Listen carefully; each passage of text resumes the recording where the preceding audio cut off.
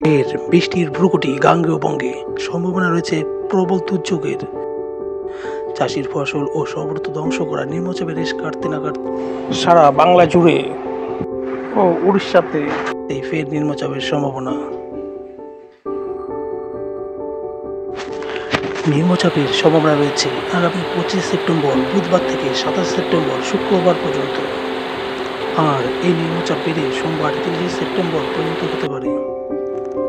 উত্তর আন্দামান সাগর ও আশপাশ অঞ্চলে একটি ঘূর্ণিঝড় তৈরি হবার সম্ভাবনা। এর জেরেই 23 থেকে 24 তারিখ একটি নিম্নচাপ তৈরি হতে পারে উত্তর পশ্চিম ও মধ্য বঙ্গোপসাগর অঞ্চলে। আর 25 তারিখে আছড়ে পড়তে পারে এই গভীর নিম্নচাপ দুই বাংলায়। এক ঝলকে দেখে নেই বিস্তারিত।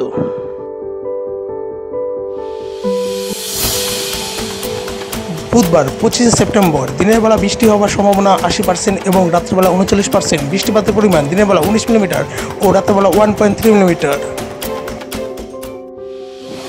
26 সেপ্টেম্বর বৃহস্পতিবার দিনের বেলা বৃষ্টি হওয়ার সম্ভাবনা রয়েছে 72% এবং রাত্রে রয়েছে 61%। বৃষ্টিপাতের পরিমাণ দিনের বেলায় 4.5 মিলিমিটার এবং রাত্রিবেলা 2.5 মিলিমিটার।